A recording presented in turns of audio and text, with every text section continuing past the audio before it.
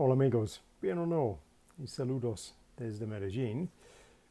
Hoy un día con muchas tareas, muchos caminando en el centro, pero en verdad no fui hablando mucho en español, pero hay muchas cosas para hacer, especialmente mucho caminando.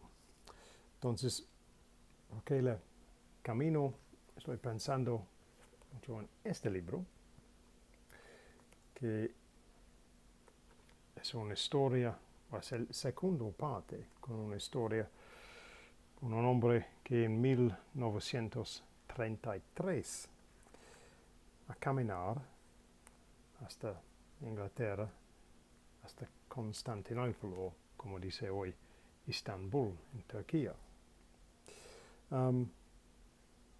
Maravilloso. O sea, esa es la segunda parte, con que el describir, en verdad, un Europa que no existe más. Es una Europa con el pasado, pero como el describir las cosas que el recuerdo con este camino, con más que 90 años antes, maravilloso. So, ese es el segundo parte. So, en esta parte el hablar con él entra el país de Hungary, Hungary. Y yo voy a compartir un parte con este libro hoy. So, hello again from Medellin. Good evening. It's raining again. A lot of walking about today in town. Lots of things to do. Didn't practice Spanish very much, but did a lot of walking around. So for this, it made me think back to this book, one of my favourites. This is actually the second volume in of a story written by Leigh Fermor.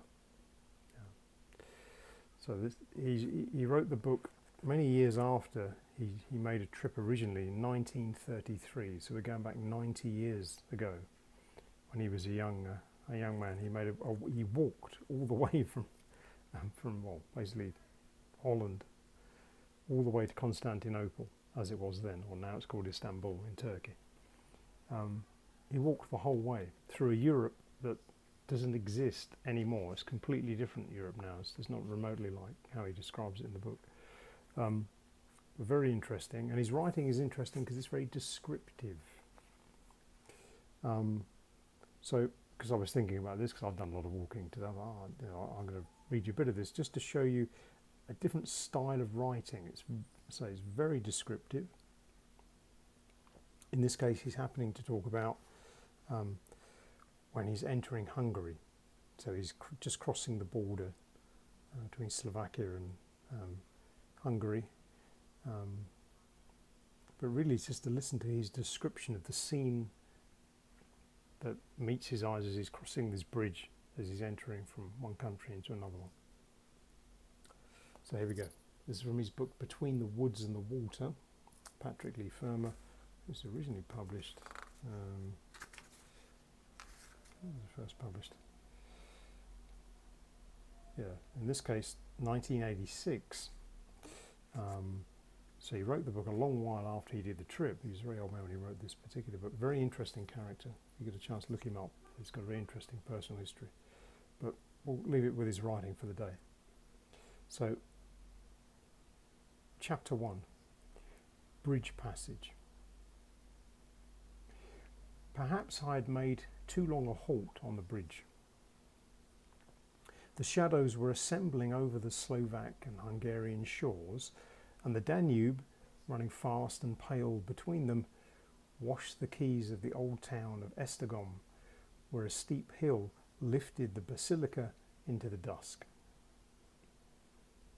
Resting on its ring of columns, the great dome and the two Palladian belfries, tolling now with a shorter clang, surveyed the darkening scene for many leagues. All at once the quay and the steep road past the Archbishop's palace were deserted. The frontier post was at the end of the bridge, so I hastened into Hungary.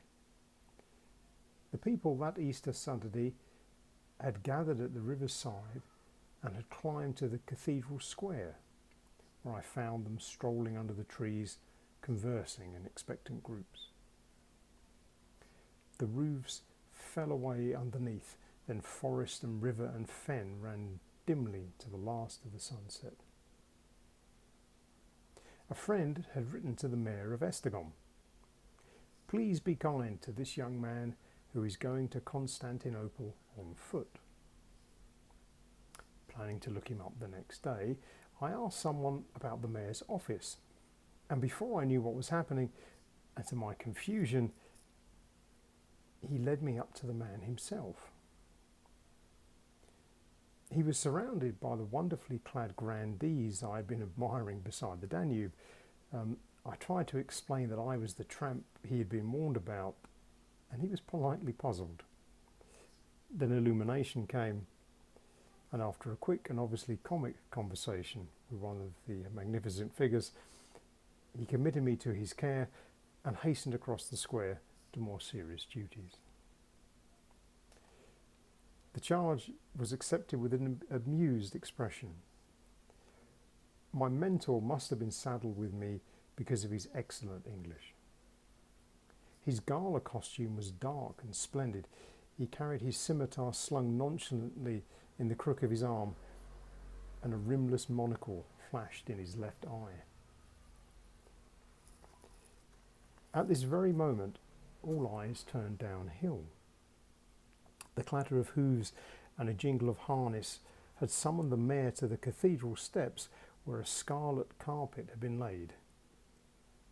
Clergy and candle bearers were ceremoniously gathered, and when the carriage halted, a flame-coloured figure uncoiled from within, and the cardinal, Monsignor Seredi, who was also Archbishop of Esztergom and Prince Primate of Hungary, slowly alighted and offered his ringed hand to the assembly, and everyone in turn fell on one knee. His retinue followed him into the great building. Then a beadle led the mayor's party to the front pews, which were draped in scarlet. I made as though to slink to a humbler place, but my mentor was firm. "You will see much better here." There we go. So a very richly descriptive account of an event from 90 odd years ago. But if you get a chance, I highly recommend this one. His writing is really excellent. You might find it a bit interesting with the kind of the descriptive tone. There might be a lot of new vocabulary there for you, but really it's tremendous stuff. So there we are. I'll leave it for today. I hope you find this one interesting. Déjame saber, como siempre, en los comentarios. But for now, from Medellin, I think it's still raining, we'll say cheerio.